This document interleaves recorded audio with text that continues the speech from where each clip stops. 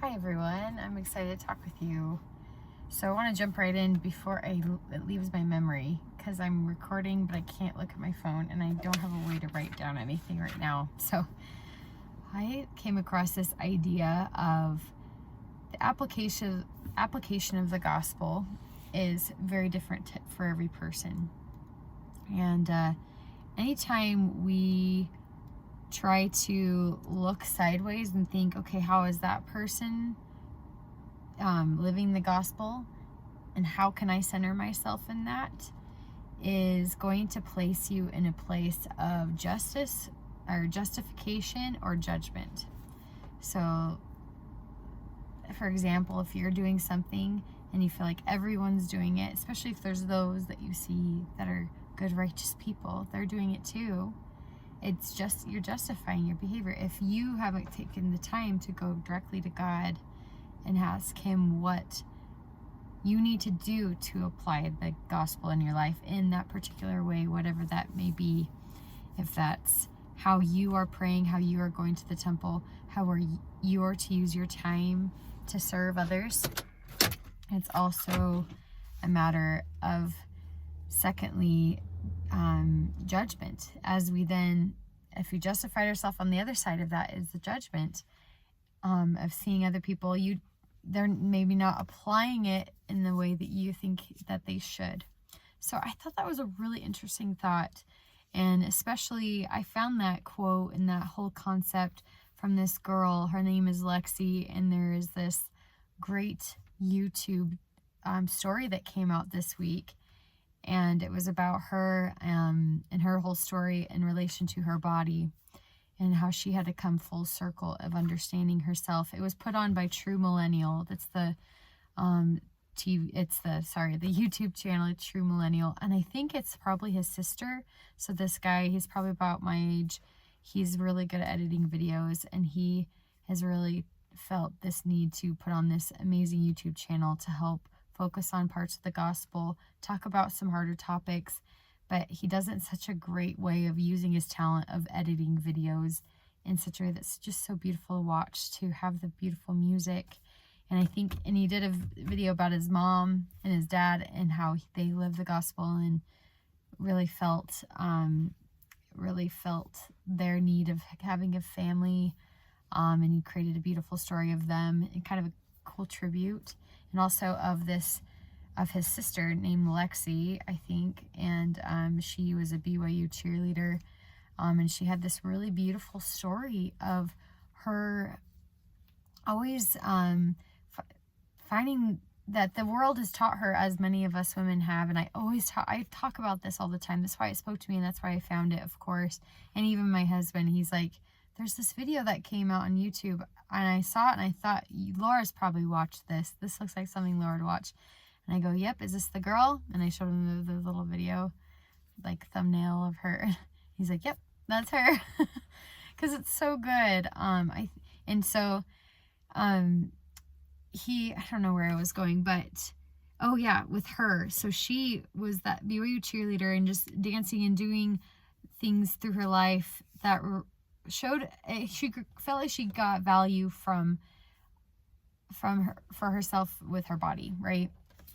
And it wasn't until she really went on a mission in the Philippines, where she was in very third world country circumstances and having bugs around her as she slept, and not being able to really wear makeup, and getting dirty and feeling just stripped of all those things, that she finally felt that she was the happiest she could ever be, because there was one particular moment where she was so ragged with all the service and things that she was doing, that she finally caught a glimpse of herself in the mirror, and she even showed a picture on the screen, and she was glowing, and it was such a beautiful story, and I would suggest for you to watch it.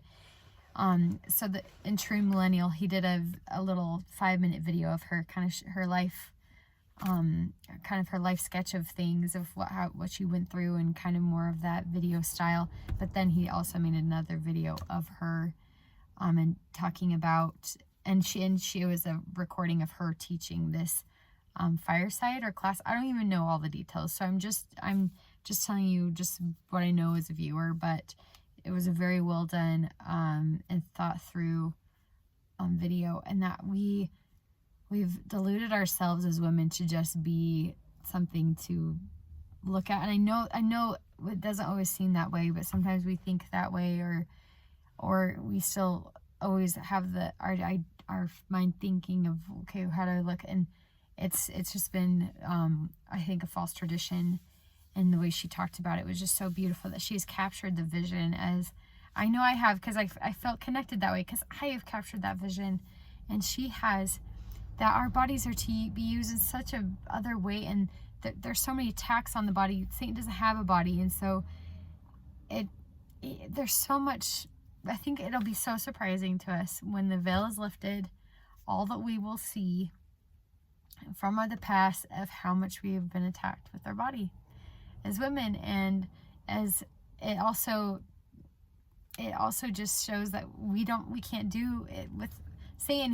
He can't do what God wants if we are following Satan's temptations. And if we use this body to bring to pass Zion, there's just gonna be so much more good if we just really get into that lane, like I talked about, in our mindset of how we're living our life and using our time day to day. That's where we're gonna find our greatest inspiration, motivation, and life's work. And she just said she looked at that picture of herself, she was just glowing and in that mirror, and she even was able to take a picture not too long after that, I guess, on her camera. And it was really inspiring that she shared that with everyone. She has a lot of great quotes and ideas and words from the prophets and stories, and I was impressed. And she's just like 30. She's like amazing for coming this full circle this quickly in her life. And there's many of us, I think, in our 20s that were like, man, I wish I could just tell that woman, I wish I could just tell that girl all that she had to go through.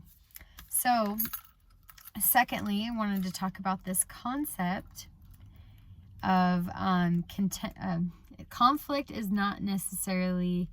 doesn't necessarily mean contention, and peace does not, how does it go? Peace is not it's not the surrender of truth. There it is. So conflict is not necessarily contention, and peace is not the surrender of truth. So thus, being someone to stand up for truth and knowing what that means and how you are to place your words. And I find this to be very hard when I want to be someone that wants to avoid conflict and someone that doesn't want to stand up for it. And I sometimes don't always know how to use my voice. Thus, you guys are my practice as I take this time to be myself and talk, to use my voice to kind of gather thoughts, to express how I feel. When there's just, I'm out of the loop. I don't teach. I don't go to a work situation. I'm not always around adults. So this is that great practice. But as I'm listening, as I'm hearing people, I do have opinions. And those opinions sometimes, and hopefully a lot of the time, mean truth. And we are all the better. And I am blessed when I hear other people's thoughts. And just like that story of that girl. And thus I also heard this quote from someone. His name is Greg Madsen, and he's a little bit more stern and conservative, and definitely has more of like this I'm going to stand up for what's right attitude, and a little bit more overbearing. I love it. I love all sides of all the people that take it more kind and sincere over here, or more people that are more bold, because I'm like, oh, that teaches me how to be more bold. And the way he uses his talking and his testimony, that's how he is. And with her, she's more sweet. And so I love how there's both. And so he talking about that, and I think that's what God is using him for, is a way to stand up for truth. And he's just found so many times, and with how this world, they take their ideas and they attack it. Like, evil hates truth, it seems like. Of course, good hates evil, the church, the gospel, we hate, we do not like evil, we do not stand for it. But it seems that that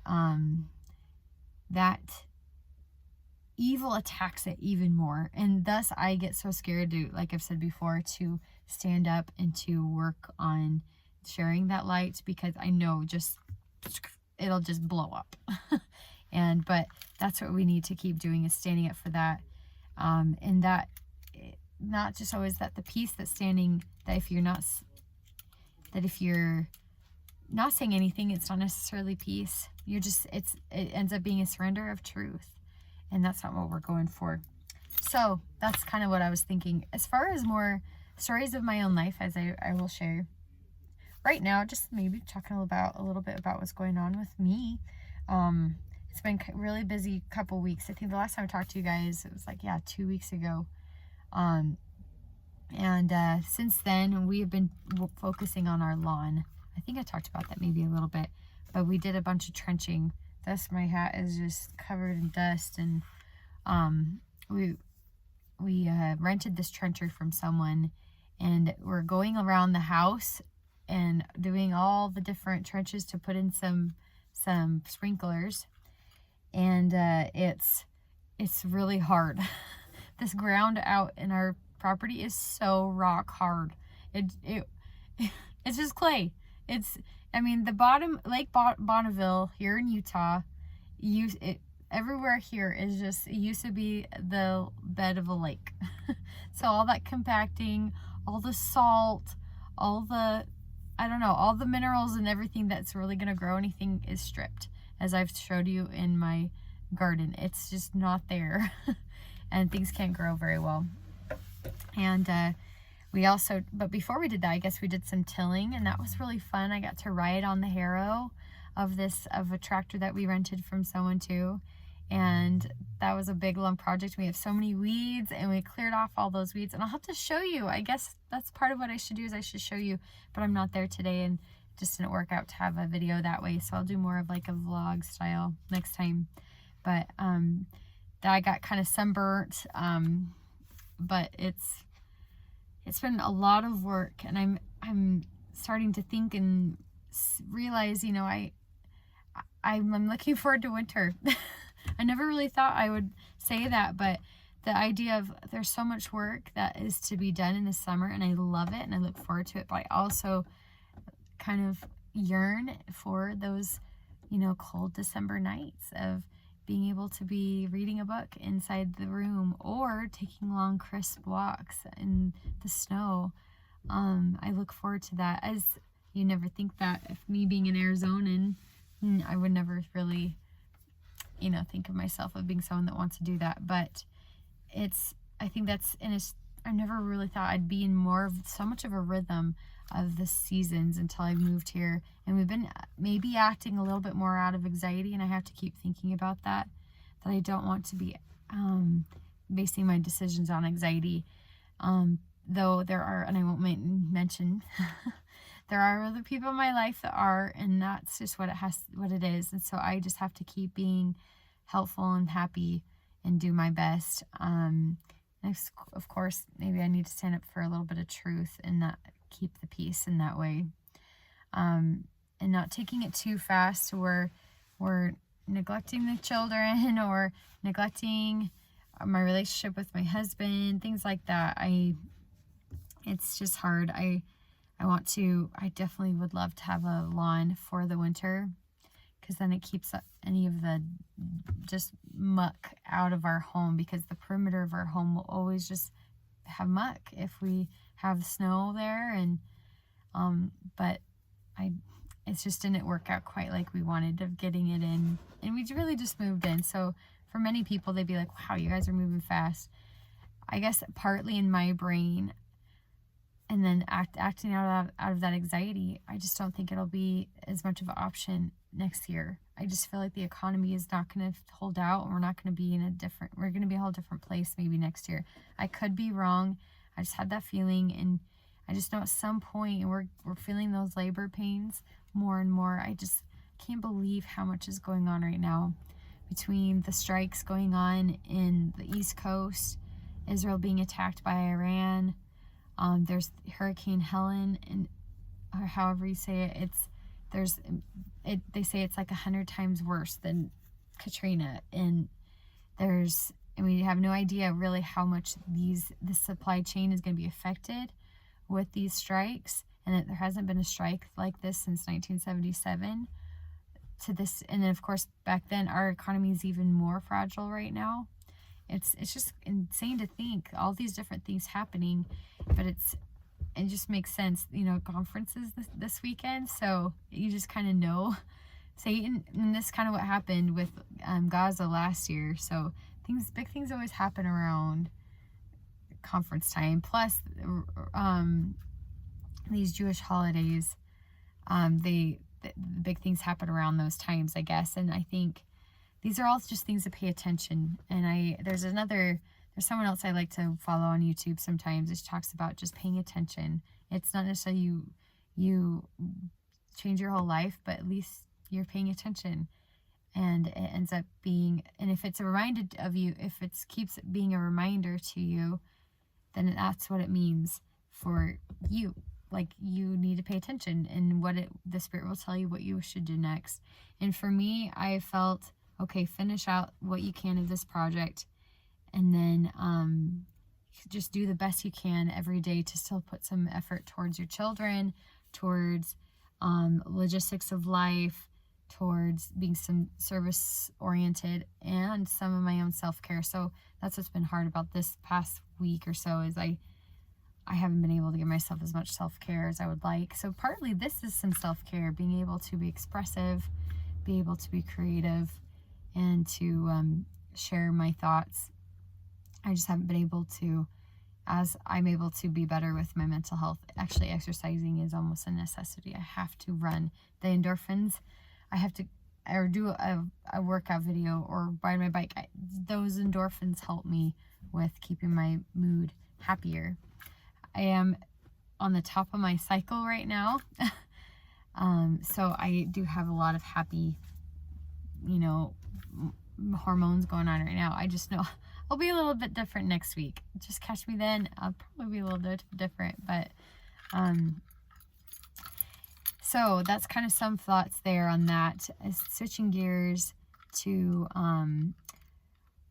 the anxiety. Really, I think partly with trying to pray for our country right now. That's also what I've been thinking about, praying for those people. There's not much I can do, but I have to keep them in my prayers. I have to be aware and be sensitive to, and be compassionate to people around me. And I do. I feel that love for people. People just want to be loved. They want to be valued. And I think that this is one thing I was going to share. And it's good to sometimes take that break, sharpen your saw. I was able to sharpen my saw last week. My internet went out, by the way. But that I was able to finally watch this video, and we had planned as a family. Our internet went out, but for a while, but we were going to watch Inside Out 2 as a family. And it was being released on Disney Plus on last Wednesday. And we had never got to see it in the theaters because we had been moving, and when it came out like the week we moved, and I thought, okay, we'll sometime see it, but we had to go all the way into town to go see it, like a half hour away. And so the kids were saying, what will we see? I'm like, I'm gonna try my best. So finally, when a month went by into the move, and I thought, okay, let's go see it. Or was it 6 weeks or 2 months? I don't know. I looked on the website to see, okay, I'm gonna go book our tickets to go see the movie, and it was gone. It was out of the theaters. I'm sorry, kids, you're just gonna have to catch it when it gets on Disney Plus. And I wasn't sure when, but then it started advertising when they were gonna do it and release it. So, long story short, this movie, I really liked it. I thought it was really good. Some people said it was boring, so I was a little nervous, and I'm always worried about Disney right now, what they're gonna do. And I love the Inside Out franchise. I think they do such a good job of helping us understand the brain, and to do it in such a way, and for kids to understand in such a way what's really going on in our brain, and that it's okay to feel two emotions. And that is what I've been really okay with lately for myself, of knowing like I am so tired, and I am so tired. I just couldn't believe how much had to be done yesterday. But I am also happy, and I'm also knowing I'm doing okay. It's going to be okay. And I've trained myself, and I think the world trains ourselves a lot, of course, like with self-care. Like, oh, if you're just so tired, that means you're going to be depleted. You've kind of, put yourself as a doormat. You haven't given yourself time. But no, I find myself, I can still be happy even though I do a lot of work. Or another even more dicey situations, I can be happy to do something but be really frustrated too. Like we're so complex that we can't reduce ourselves down just to feeling one emotion at a time. And that's what Inside Out does really well in the first movie. So in the second movie, it's Riley, and she's the main girl, and she's going through puberty. And I loved how they kind of had these new emotions come on the scene. And my favorite one is ennui. And I guess it's a French term. Ennui means boredom, and just like thinking you're a little too cool, don't want to show that you're that enthusiastic. And it's just spot on for teenagers, which I think, and I don't know if they really explain this well, but I know that to be, if you're too enthusiastic about something, people will know that's where they can get you. If they want to come after you and make you feel unhappy or sad, or tease you or make fun of you, at least this is how it goes sometimes with adult situations in my husband's life. If he's too enthusiastic about it, I won't go much into it because that's his life, but I've noticed that even sometimes with my own situations too. But anyway, it's even as adults we have bullies, and definitely for kids, if kids are too, like, for example, like if they're too into music, and they're holding an instrument and they really like it, or they're playing with it, the kids at school are going to make fun of them a little bit. And I may or may not say that as a true story in someone that I know in my own life. So part of that, as kids, they kind of use this term ennui, like it's French, that it's called the boredom. And so just trying to be too cool, not be too enthusiastic. Anyway, that was my favorite emotion. But out of all those things, of course, the most important emotion is anxiety to understand and figure out. So that's the whole storyline, is Riley having to understand how to deal with this anxiety. And I love how they painted the picture that anxiety is not the villain, actually. Anxiety is just trying to help her and protect her. And that's what our anxiety is. And with all the therapy I've gone through, and of course, Inside Out 2 knew that this is something to teach, and they had therapists and experts make this movie as well, be a part of it, and consulting these experts to know what to make sure they get it clinically right. That anxiety is just something that's trained to help you. And the way the climax scene in the movie of, not to spoil it, I hope you've seen it, but anyway, I'll explain it. She gets to a point where she's having so much anxiety in a game, and it turns into a panic attack. It doesn't talk about it being a panic attack, but we all know that it is, and I've had panic attacks. And the way that they showed it in the movie is just spot on. Her world is spinning inside the head at the headquarters with those emotions, and that anxiety creature is just standing still, and everything's swirling, and she is not sure what to do, and she's glitching, and she's not right. It's not clear. It's in a very, very dire situation, and Joy just comes in trying to talk her through. It's going to be okay. Let go and let her be. We are going to figure this out. And she just felt like she got into such a bad situation of trying to find all these different scenarios to protect her. And that's how it is with anxiety. We just don't feel like we're good enough, and that people aren't going to accept us as who we are unless we do all these things, unless we performed all these ways. And that's how I've gotten to myself. I didn't feel like I was good enough, and I was not going to handle all the pressures, all that was on my shoulders, and just ended up crashing and burning and turning into a spiraling panic attack, as many people deal with. And it's very important to give ourselves love in those situations. And I love that movie for that reason. Helped me have perspective during this time. I caught one of my children kind of sad about it, or tears of joy, I guess, just feeling touched because they have been in that situation. They've dealt with that too. And it's just really important to have those times where we reflect, especially with good entertainment, even though it's a children's movie. That seems like all I can find that's really great. But I enjoyed watching it with them, especially my children. And I thought it was just beautiful the way that they took time with that movie. And yeah, go watch it. It's really good, and I think they did a great job, even if with it being a sequel. So yeah, that's kind of some things I'm thinking about. I'm trying to think if there's anything else I wanted to share with you guys. I have to say probably following the Spirit. I guess right now with Jonah Conference coming up, try and find a question that you need to have answered, to have comfort or have some help through. For me, it's figuring out what it is for me to need to do during these crazy times. This is a very pivotal time. And I have gotten some inspiration, at least for me, logistical wise. I feel like it kind of goes on two sides.